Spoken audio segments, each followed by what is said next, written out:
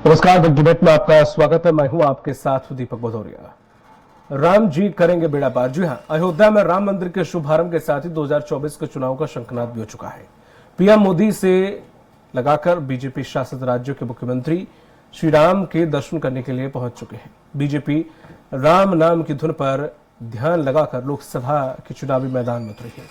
वहीं अब मध्य प्रदेश की मोहन कैबिनेट भी श्री राम दरबार में नजर आ रही है। आज राम जी की शरण में मोहन मंत्रिमंडल की टीम पहुंची है, जहां पर मंत्रिमंडल ने राम जी के दर्शन करके पूजा अर्चना की, साथ ही सुख समृद्धि कल्याण की प्रार्थना की। बीजेपी नेताओं को राम दर्शन में 2024 की जीत नजर आ रही है। तो आज बिग डिबेट में यही समझेंगे कि क्या 2024 में राम जी बेड़ा पार करेंगे। लेकिन उससे पहले देख लेते रिपोर्ट। देश की सियासत को राम दर्शन में अब 2024 के दीदार नजर आ रहे हैं। केंद्र सरकार से लगाकर बीजेपी शासित राज्यों के मुख्यमंत्री राम जी की शरण में पहुंच रहे हैं। इसी कड़ी में अब इन तस्वीरों को गौर से देखिए। मोहन सरकार अब राम दरबार की शरण में जा पहुंची है। जी हां, सीएम डॉक्टर मोहन यादव अपनी कैबिनेट के साथ राम जी के दर्शन कर रहे हैं। राम की शरण में मोहन मंत्रिमंडल की ये तस्वीरें वाकई अनोखी और अनूठी हैं। श्री राम के दर्शन करते हुए मोहन मंत्रिमंडल के सदस्य काफी उत्साहित नजर आ रहे हैं। सीएम डॉक्टर मोहन यादव और मंत्रियों का कहना है कि अयोध्या जाने पर गर्व हो रहा है। आज इस बात की खुशी है कि श्री राम लला के दर्शन करने के लिए अयोध्या में राम जी के दर्शन हुए हैं। ऐसा लगा जीवन धन्य हो गया। प्रभु राम का दर्शन ये कई जन्मों के पुण्य प्रताप का प्रसाद होता है और आज हमने अयोध्या में आके भगवान राम के गर्भगृह में बनने वाले नवनिर्माणाधीन मंदिर के अंदर भगवान के दर्शन किए। ऐसा लगा साक्षात प्रभु स्वयं अपने रूप में विराजमान है। मेरी अपनी ओर से बाबा से यही कामना है, तो बाबा महाकाल की नगरी से आता हूँ कि भगवान राम सब पे कृपा करे, बाबा महाकाल सब पे कृपा करे और हमारी सनातन संस्कृति की ध्वजा ऐसे ही लहराती रहे। फिलहाल राम दरबार में मोहन सरकार की ये भक्ति भाव और श्रद्धा से भरी तस्वीरें अद्भुत हैं। मोहन मंत्रिमंडल ने अयोध्या में भगवान श्री राम लला के दर्शन करके मध्य प्रदेश की खुशहाली की कामना की है। नागरिकों के जीवन में सुख समृद्धि कल्याण की प्रार्थना की है। खास बात यह है कि राम जी के भव्य दिव्य मंदिर में नतमस्तक मंत्रिमंडल काफी खुश नजर आ रहा है। मंत्रियों का कहना है कि राम मंदिर भारत के वैभवशाली इतिहास और सांस्कृतिक पुनर्स्थापना का ओजस्वी प्रतीक बन चुका है।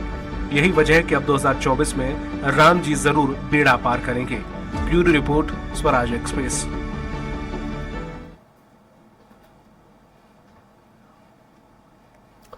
और इसी पर चर्चा करने के लिए खास पैनलिस्ट हमारे साथ जुड़े हुए हैं। पूर्व विधायक और बीजेपी प्रवक्ता घनश्याम प्रोनी हमारे साथ जल्द ही जुड़ेंगे। वरिष्ठ पत्रकार अवधेश भार्गव जी हमारे साथ जुड़ गए हैं और कांग्रेस प्रवक्ता रोहित यादव जी हमारे साथ जुड़े हुए हैं। स्वराज एक्सप्रेस पर आप दोनों लोगों का बहुत बहुत स्वागत है। अवधेश जी, जिस तरह से देखें सभी राज्यों की अगर हम बात करें, बीजेपी शासित राम के दरबार में पहुंच रहे हैं। एक होता है कि दर्शन करना, एक एक दो दो करके भी जा सकते हैं, लेकिन जिस तरह से पूरा मंत्रिमंडल जाना और एक एक हवा बनाना, कि सिर्फ राम मंदिर के प्राण प्रतिष्ठा से लेकर और अब तक हम देखने को मिल रहा है कि वाकई जिस तरह से कांग्रेस कहती है कि ये दर्शन नहीं महिमा मंडन करते हैं, कुछ उस तरह की तस्वीरें कहीं ना कहीं नजर भी आ रही है। अवधेश जी। जी सर। देखिए, राम मंदिर निर्माण अलग बात है। राम मंदिर का निर्माण जो है वो अदालत के फैसले के बाद हुआ है और वो किसी पार्टी का कार्यक्रम नहीं है। बिल्कुल। ये अलग बात है कि विश्व हिंदू परिषद ने उसके लिए संघर्ष किया, उसके लिए भाजपा ने भी काफी संघर्ष किया, लेकिन कोर्ट के आदेश के बाद निर्माण होने के बाद आज जो कुछ सरकार कर रही है, यानी ठीक है, आप पब्लिक को आप बहका सकते हैं, बोल सकते हैं और बोलना भी चाहिए क्योंकि आपने उसमें संघर्ष किया है। लेकिन आप ये बताएं, इस समय प्रदेश में ओला गिरा है, बारिश हुई है, किसान परेशान है। आप कहते हैं किसानों की सरकार है, आप आदमी परेशान है। आप ऐसे में किराए के जहाज लेकर के पूरा मंत्रिमंडल, अरे आपकी आस्था है तो आप अपनी जेब से खर्च करके जाइए ना। सही, बिल्कुल सही। जनता के टैक्स की पैसे की बर्बादी क्यों कर रहे हैं? आपने कहा हम जनता को, आपने कहा कि विधायकों से कह दिया कि अपने क्षेत्र की जनता को राम मंदिर के दर्शन कराओ। आप किनको भेज रहे हैं? जिनको आरएसएस रिकमेंड कर रही है। आप जनता से आवेदन मंगा लीजिए ना, कलेक्टर से बोलिए आवेदन मंगा ले, जन सुनवाई में वो अपना नाम लिखा दे कि मुझे दर्शन करने जाना है। आप दर्शन करवाइए उनको, तब तो मानते हैं कि आप जनता के सेवक हैं। आप तो खुद दर्शन कर रहे हैं और जनता के पैसे पर कर रहे हैं और पूरी सरकार को लेकर के कर रहे हैं। भाई इससे कोई आम जनों का भला होने वाला है क्या? बिल्कुल सही है। तो कम से कम आपको ऐसा दिखावा नहीं करना चाहिए। आपको उन किसानों की सुध लेना चाहिए जो बेचारे इस ओला बारिश में परेशान हो गए, जिनकी फसलें नष्ट हो गई। आप उनके लिए कोई बात नहीं, उनके लिए अभी आपने कोई घोषणा नहीं की, आपने ये तक नहीं कहा कि हम सर्वे करवाएंगे, कितना नुकसान हुआ है, उनको क्या देंगे, क्या 6,000 की सम्मान निधि से उनका नुकसान भरपाई हो जाएगा? कृषि वैज्ञानिक बोल रहे हैं कि 30%, कम से कम 30% नुकसान हुआ है फसल का, और अभी भी मौसम खराब चल रहा है। आप वो देख नहीं रहे। ठीक, आप सिर्फ आस्था की बात करते हैं। आस्था सबकी है, ऐसा नहीं है भगवान किसी एक के हैं। आस्था हर पार्टी के लोगों की, आम जनता की आस्था है। आस्था थी तभी तो आपको वोट मिलता है। सरकार पे भी आस्था है, लेकिन जब आपकी भगवान पर आस्था है, आप जनता के पैसे का दुरुपयोग करके पूरा मंत्रिमंडल लेके जा रहे हैं, तो जनता की आस्था आप पर है, आप उनका भी देखिए। ठीक है। रोहित जी, आप तक आवाज आ रही है? रोहित यादव जी,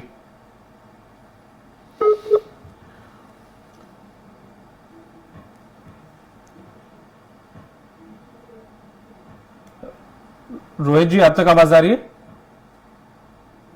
रोहित जी से संपर्क नहीं हो पा रहा। अवधेश जी, जिस तरह से आपने ये कहा कि जनता के पैसों से, अगर आपको ये एक चीज और बिल्कुल बड़ी अच्छी आपने कही, ये ट्रेन भी तो जाती है, आप ट्रेन से जा सकते थे। आपको मंत्रिमंडल ले जाना था, आप ट्रेन के माध्यम से ले जाते थे, खुद के माध्यम से बस करके जा सकते थे। आपने फ्लाइट ही चूज की, क्यों की? वो भी जनता के पैसों से आप ये सब कुछ कर रहे हैं। ये वही मेरा कहना है कि आप जनहित के कार्य देख नहीं रहे हैं। चुनाव सर पर है, आचार संहिता लगने वाली है। आप जितना भी नुकसान बारिश में सड़कों का हुआ था वो रिपेयर हो नहीं रही है। एक तरफ आपकी सरकार में आप देख रहे हैं, आज ही का ताजा मामला है कि NHAI का एक इंजीनियर 60 लाख की रिश्वत लेते पकड़ा गया। यानी इससे अंदाजा लगाया जा सकता है कि जनहित के कितने कार्य हो रहे हैं। और इन कार्यों में यानी आप अगर 60 लाख रिश्वत में ले रहे हैं, तो आप बताइए वो काम कैसा हो रहा होगा। और इतनी प्रतिष्ठित कंपनी, आप एक आदमी अगर कुछ भी गलत करता है तो आप उसके घर में बुलडोजर चलवा देते हैं। आप चलवाइए बंसल कंपनी के बिल्डिंगों में बुलडोजर, वो तो सरकार को लूट रहे हैं, जनता के साथ धोखा कर रहे हैं। ये तो देशद्रोह का मामला है कि निर्माण कार्यों में आपने गलत किया है, तभी तो आप रिश्वत दे रहे हैं। तो कुल मिलाकर के आस्था की बात जहां तक है, आप आम जनता को, मेरा तो आपसे निवेदन है सरकार से कि आम जनता ने आस लगा के बैठी थी, आज उनकी आशा पूरी हुई है, राम मंदिर का निर्माण हो गया, स्थापना हो गई है, तो आप उनसे आवेदन मंगवा लें। कलेक्टरों को, तहसीलदारों को बोले, पटवारी को बोले, वो आवेदन लेकर के सरकार के पास पहुंचाए और एक बार जनता जनार्दन का तो भला करके देखो। आप तो जाते रहते हैं। बिल्कुल अवधेश जी, जिस तरह से देखा हमने कि मोदी की गारंटी, सिलेंडर इतना होगा, इतना किसानों को मिलेगा, इतने MSP पे धान खरीदा जाएगा, इतने MSP पे गेहूं खरीदा जाएगा, तमाम सारी योजनाएं की गई। अब आचार संहिता लगने वाली है, ये और खिंच गया 6 महीने। अवधेश जी, दोहराइए, आपका प्रश्न दोहराइए जरा। जी, मोदी की गारंटी की जो बात कही थी, चाहे वो किसानों को धान या उनके गेहूं MSP पे लेने की हो, सिलेंडर सस्ता करने की हो, तमाम सारी जो योजनाएं मोदी की गारंटी के रूप में उन्होंने रखी थी जनता के सामने, अब आचार संहिता लगने वाली है तो ये और खिंच गया 5-6 महीने। अब विधानसभा चुनाव तो हमने उन योजनाओं के सहारे निकाल लिया, अब आने वाले लोकसभा चुनाव में भी हम उन्हीं गारंटी के सहारे वो लोकसभा चुनाव निकाल लेंगे। देखिए, मोदी जी ठीक है, जहां तक फॉरेन पॉलिसी बहुत अच्छी है उनकी, विकास कार्य उनके बहुत अच्छे हैं, उन्होंने काफी कुछ विकास किया है। कुछ योजनाएं जो विदेश में चल रही हैं, जो विदेश से जो उन्होंने मैत्री संबंध बनाए, लेकिन देश की तरफ उनका ध्यान पूरी तरह नहीं है। वो सिर्फ अपने समर्थकों, अपने कारिंदों पर डिपेंड हैं। आप देखिए, लाडली बहना योजना लागू हुई थी, आज सरकार का पूरा कर्जा उठा उठा करके लाडली बहना को देना पड़ा। आप दूरगामी योजना क्यों नहीं बनाते? आप ऐसी योजनाएं क्यों बनाते जिसमें कि सरकार भी मुसीबत में आ जाए? आज ही मैं कहीं देख रहा था किसी समाचार में कि 18+ की महिलाओं को 1000 रुपया माहवार दिया जाएगा। तो आप चुनाव में ऐसे वायदे तो कर देते हैं, लेकिन उनको पूरा करने के लिए आपके पास कोई रोड मैप नहीं होता है कि वो पैसा आएगा कहां से। आपके पास इतने बड़े बड़े आर्थिक विशेषज्ञ हैं, आप पहले योजनाओं को उनसे परीक्षण कराइए, ये देखिए कि आप उनको कहाँ से अरेंजमेंट करेंगे पैसे का। और किसानों की, आम जनता की, बहनों की, आज आयुष्मान की क्या हालत है। मैं सरकार की योजनाओं की बात अगर करूं, आयुष्मान कार्ड में कोई अस्पताल इलाज कराने को करने को तैयार नहीं है। क्यों तैयार नहीं है? क्योंकि उनके बिल अटके हुए हैं, उसमें भी पहले काफी भ्रष्टाचार हुआ। तो ऐसी योजनाएं मत लाइए जिसमें भ्रष्टाचार की खिड़कियां हों और लोग भ्रष्टाचार करें। शुरू में हमने देखा है कि अस्पताल वाले मरीजों को पकड़ के लाते थे, उनको माला डालते थे, उनको अच्छा खाना खिलाते थे और 3 दिन बाद लाखों का बिल बना के उनको डिस्चार्ज कर देते थे और उसमें उनको पैसे भी देते थे। तो ऐसा नहीं होना चाहिए। आपको ऐसी योजनाएं बनाना चाहिए जिसमें कम से कम जनता का लाभ हो, सरकार के पास पैसे की कमी नहीं रहे। आप कर्जा ले करके अपनी घोषणाओं को पूरा करते जाते हैं, उसमें जो जितना भी टैक्स आता है वो ब्याज में चला जाता है। आप आज तक पेट्रोल की कीमत नहीं कम कर पाए, आप आज तक गैस की कीमत नहीं कम कर पाए। आप कानून में भी एक यूनिवर्सल लॉ है जिसको वैश्विक कानून बोलते हैं कि किसी भी अपराधी को सजा देने के पहले उसका अपराध बताया जाता है कि तुमने अपराध किया। आपने हमें नहीं बताया, हमारी गैस की सब्सिडी खत्म कर दी, आपने बुजुर्गों के रेलवे पास खत्म कर दिए, आपने जो भी कंसेशन बुजुर्गों को मिलता था या आम लोगों को मिलता था, आपने पत्रकारों के कंसेशन बंद कर दिए। तो कुल मिला करके आप हमें सजा देते जा रहे हैं, लेकिन आप हमें हमारा अपराध नहीं बता रहे हैं। और आप नए नए लोकसभा चुनाव भी हमारे साथ रोहित भी जुड़ गए हैं जो कि कांग्रेस से हैं। और रोहित जी, जिस तरह से देखा जाए, अगर मंत्रिमंडल राम मंदिर दर्शन करने के लिए पहुंचा है तो कांग्रेस को किस चीज से आखिर ऐतराज है? दर्शन करने के लिए गए, उससे पूरा मंत्रिमंडल गया एक साथ, उससे क्या वजह है जिसकी वजह से कांग्रेस पर ऐतराज जता रही है? देखिए, अब वो राम मंदिर दर्शन करने गए हैं तो मैं तुलसीदास जी की एक चौपाई से उनका सारा विश्लेषण आपके सामने कहूं, जिसे कहते हैं ना कि मनु मलिन तनु सुंदर कैसे, विषरस भरा कनक घट जैसे।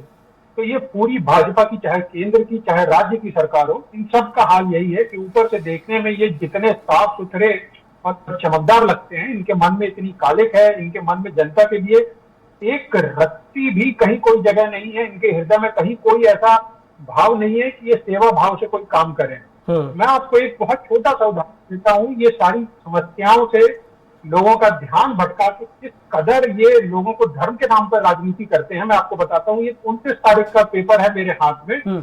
आपके भोपाल शहर में 3 घंटे तक पटवारी के लिए जिन लोगों ने आवेदन किया था, जिन बच्चों ने एग्जाम दिए थे, वो अभ्यर्थी 3 घंटे तक प्रदर्शन करते रहे, रैली निकालते रहे। और होता क्या है कि पुलिस उनको रोक रोक कर पीटती है। ये मैं किसी और प्रदेश की बात नहीं कर रहा है जहां पर मीडिया का हंगामा मचा हुआ है कि यूपी में हो रहा है। यूपी नहीं, मध्य प्रदेश की हालत उससे बुरी है। इससे पहले नर्सिंग भर्ती घोटाला हुआ था, आपने देखा था कितने फर्जी कॉलेज निकले हुए थे। अभी ये बहुत गंभीर है कि पूरी जगह जब ओलावृष्टि हुई है, ऐसी जघन समस्या में किसानों को छोड़कर ये लोग भाग खड़े हुए हैं। सारा प्रदेश के जितने मंत्रिमंडल है वो आस्था के नाम पे राजनीति करने राम मंदिर के दरवाजे पहुंचे हैं। मैं तो ईश्वर से प्रार्थना करता हूं कि इनको सद्बुद्धि दे कि अगर जनता ने आपको चुन के भेजा है, यहाँ पे मैं हमेशा एक प्रश्न चिन्ह आज भी खड़ा कर रहा हूँ, पहले भी करता रहा हूँ, ये अगर ईवीएम छोड़ बैलेट पेपर से चुनाव करवा ले तो इनको शायद कुछ और कहानी सामने आ जाएगी। मगर फिर भी मैं कहता हूँ, अगर आप सत्ता में हैं तो इतने नशे में मत रहिए, कम से कम उस जनता का तो परख कर लीजिए जिसने आपको पूर्ण बहुमत की सरकार दी। आप उसे किस मुंह आपके पास अब लोकसभा में वोट मांगने जाएंगे? आपने लाडली बहना की बात करी है, मैं उनको बताना चाहता हूँ, आपने सारा जो कर्ज है, अभी एक और पेपर मेरे हाथ है देश के परिवारों का, ये भी 29 तारीख का ही पेपर है। देश के परिवारों पर कर्ज 5 साल में 2 गुना हुआ। अब आप बताइए कि पिछले 5 वर्षों में अगर हर परिवार पे कर्ज 2 गुना हो रहा है, इसकी जिम्मेदार कौन है? हमारे ऊपर टैक्स पे टैक्स आप बढ़ाए जा रहे हैं, महंगाई बढ़ रही है, पेट्रोल डीजल के नाम पर आप कुछ सुनने को तैयार नहीं है, आप अंगूठा दिखा देते हैं। आपकी हर बात जुमले से ज्यादा कुछ साबित नहीं हो रही है। आप कब तक अपने दायित्वों से भाग? ठीक है, रोजी बात करते हैं यहाँ आऊंगा मैं आपके पास। घनश्याम किरोनिया जी भी हमारे साथ जुड़ गए हैं, पूर्व विधायक हैं। घनश्याम जी, जिस तरह से अभी मंत्रिमंडल गया है, आप दर्शन कराए या फिर अभी तो सिर्फ पूरा मंत्रिमंडल गया, बाद में शायद पूर्व विधायक या विधायकों का भी मंडल जाए, ऐसा कुछ प्रोग्राम फिक्स करके रखा हो, ऐसे कोई रणनीति हो? घनश्याम जी, रोनिया जी, अब तक आवाज आ रही है?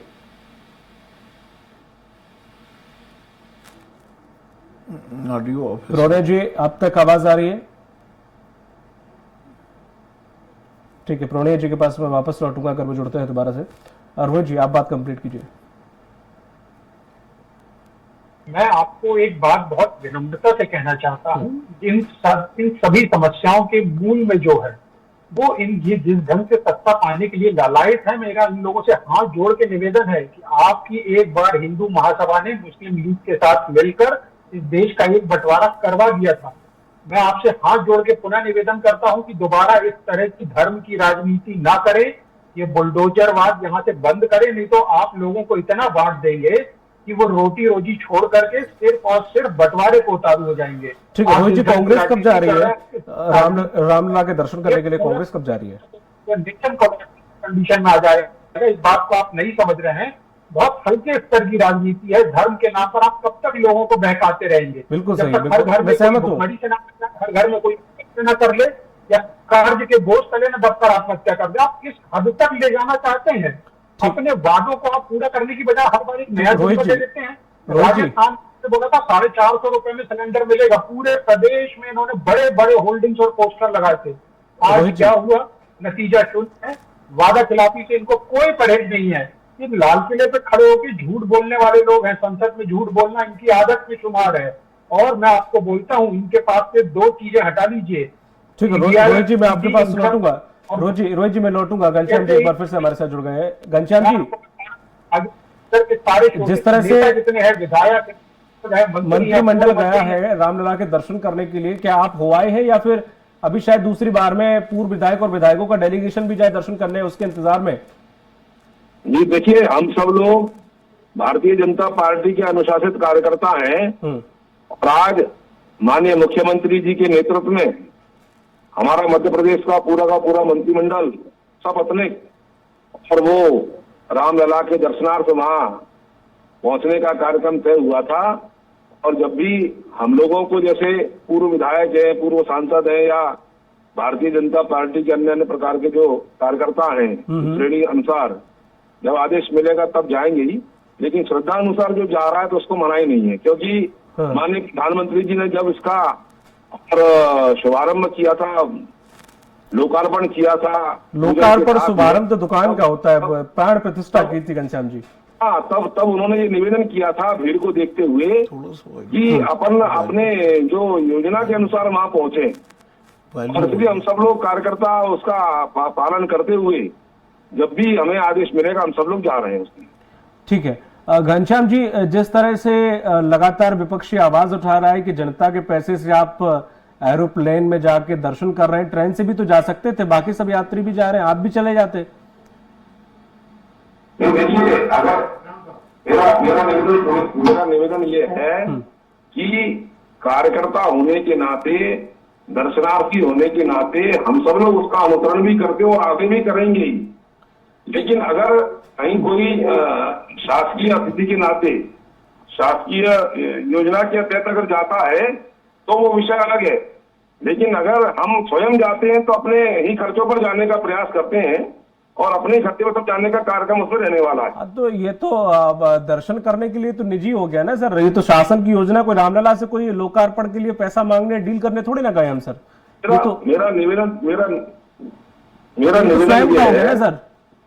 मेरा निवेदन ये है कि मध्य प्रदेश की सरकार जब हमारे सब प्रकार के लोगों को हम बसों के माध्यम से, हवाई जहाज के माध्यम से, मुख्यमंत्री तीर्थ दर्शन योजना के माध्यम से भेजने का काम करते हैं जनता जनार्दन को, तो आप अंदाज लगाएं कि सबका चिंता करने का काम ये सरकार के माध्यम से हो रहा है। अच्छा काम है और इसलिए इसमें सब प्रकार के लोगों की मदद करने का काम ये सरकार के माध्यम से रहने वाला है। घनश्याम जी, लोग कह रहे हैं, विपक्ष कह रहा है कि किसान बेचारे परेशान हैं, सर्वे के आपने आदेश तक नहीं दिए, आपको रामलला के दर्शन सूझ रहे हैं। नहीं, विपक्ष को वरिष्ठ पत्रकार भी कह रहे हैं। देखिए, विपक्ष को तो क्या दिखाई नहीं दे रहा है। ये वही विपक्ष है जिसने रामलला के मंदिर के और स्थापत्य के जो हमारे आमंत्रण पत्र थे उनको नकारने का काम किया। ये वही विपक्ष है जिसने रामलला के अस्तित्व पर प्रश्न चिन्ह लगाने का काम किया, और ये वही कांग्रेस है जो राम पैदा हुए कि नहीं हुए इस प्रकार के हलफनामे और कोर्ट में लगाने का काम करते हैं। ये हमको नहीं पता है, ये हमको सिखाने का काम नहीं करें कि वास्तव में सही सही क्या है। और इसलिए घनश्याम जी। आज भी माननीय मुख्यमंत्री जी ने जिस प्रकार से जो है ओला या बारिश हुई है उसके सर्वे कराने के निर्देश दिए हैं, और निश्चित रहे जब हम प्रधानमंत्री किसान सम्मान निधि के माध्यम से किसानों को और सुविधा देने का काम करते हैं, उनको सहयोग करने का काम करते हैं। मैं भी विधायक रहा और मेरे कार्यकाल में भी जब ओलावृष्टि हुई थी तो भांडर में किसानों को जो है सब प्रकार से समुचित व्यवस्था करने का काम हुआ था, और आज भी मध्य प्रदेश की सरकार किसानों के हित में सब प्रकार के कदम उठाकर उनको सहयोग प्रदान करने का काम करेगी। देखिए, कांग्रेस का या विपक्ष का काम तो गाल बजाने का है, तो वो गाल बजा करके अपनी तीसरी करने वाले हैं। मैं पूछना चाहता हूँ, इनका कौन सा नेता खेतों में जा रहा है, कौन सा नेता किसानों के बीच में जा रहा है आंसू पोंछने के लिए? केवल सरकार की कमियां निकालना ये काम है, लेकिन किस प्रकार से किसानों की मदद कर सकते हैं ये भारतीय जनता पार्टी सरकार अच्छी तरह से कर रही है और करेंगी भी। ठीक है, लेकिन जैसे आपने कहा कि निमंत्रण दिया था, तो वो अगर नहीं गए तो सर जबरदस्ती है क्या? वो जब चाहे तब जा सकते हैं। रामलला वही है, वहीं विराजेंगे, वहीं पर रहेंगे, आज नहीं तो कल हो आएंगे। आप भी तो अभी गए ना सर, तो वो भी कल परसों चले आएंगे। जीतू पटवारी ने कहा है कि हम यात्रा निकालेंगे, फिर वो कैसे विरोधी हो गए? फैजाबाद कोर्ट ने अगर बोला तो उन्होंने, राजीव गांधी ने ताले खुलवा दिए, अपने सुप्रीम कोर्ट ने बोला तो आपने मंदिर बनवा दिया, तो लगभग सेम ही तो है। अब आप कह रहे कि उन्होंने राम मंदिर का अस्तित्व पर उंगली उठाई, तो अटल बिहारी वाजपेयी ने राम सेतु तोड़ने के लिए बजट सैंक्शन किया था, तो अब वो अब बराबर है, तो कहां से वो विरोधी हो गए सर? नहीं, देखिए इसमें अंतर है। कैसे? मेरा निवेदन ये है कि जब माहौल था राम मंदिर के निर्माण के साथ में, हम लोग भी जब नारे लगाते थे रामलला हम आएंगे, मंदिर वहीं बनाएंगे, तो ये उपहास उड़ाने का काम करते थे कि भारतीय जनता पार्टी वाले, संघ परिवार वाले तारीख नहीं बता रहे हैं। हमने कहा था आप निश्चिंत रहो, तारीख भी बताएंगे। और आज मंदिर का वहां पर जो है निर्माण भी कार्य प्रारंभ बन चुका है, वहाँ रामलला के दर्शन प्रारंभ हुए हैं। मेरा निवेदन ये है, मैं ये नहीं कह रहा हूँ कि इनके ऊपर कोई आरोप प्रत्यारोप लगाने का काम है। भावना किस प्रकार की है? इनकी भावना केवल तुष्टीकरण की नीति के आधार पर है, एक वर्ग विशेष को साधने के लिए। हम कहते तो भी इस प्रकार का वातावरण पैदा कर सकते हैं, ये करने का काम करते हैं। और देखिए, हम तो मैंने कहा ना प्रारंभ में, अनुशासित लोग हैं। जब हमको कहा जा रहा है तब हम जा रहे हैं, और इन्होंने तो शुरू से ही नकार लिया। ठीक है, चूंकि समय हो चुका है इसलिए घनश्याम जी माफी चाहूंगा, आगे नहीं ले जा पाऊंगा इस डिबेट को। मैं बहुत बहुत शुक्रिया हमारे साथ जुड़ने के लिए। रोज जी आपको समय बहुत कम मिला, जुड़ते जुड़ते काफी समय लग गया था, उसके लिए क्षमा चाहूंगा। बहुत बहुत शुक्रिया आपका भी, अवधेश जी आपका भी जुड़ने के लिए बहुत बहुत धन्यवाद। तो जिस तरह से देखे कि रामलला के दर्शन को लेकर पूरा कैबिनेट, मोहन यादव खुद पहुंचे हैं और पूरा कैबिनेट उनका पहुंचा हुआ है, ऐसे में विपक्ष इसे लेकर काफी चुटकी ले रहा है, लगातार निशाना साध रहा है कि जनता के पैसे से टैक्स के रूप में अगर जनता देती है उसका कहीं ना कहीं दुरुपयोग कर रही है सत्ता बैठे लोग। और साथ ही साथ अभी प्रदेश में हाहाकार मचा हुआ, किसानों को लेकर आरजीपीवी में घोटाला हुआ, तमाम तरह की अभी दिक्कत चल रही है, परेशानियां चल रही हैं, हालात खराब है प्रदेश के अंदर, फिर भी पूरी कैबिनेट को रामलला के दर्शन सूझ रहे हैं। हालांकि सत्ता पक्ष के इसके पीछे के अपने तीर अलग है, कमान अलग है। अब देखने वाली बात ये होगी इसका उन्हें लाभ कितना मिलता है। मुझे दीजिए इजाजत, नमस्कार।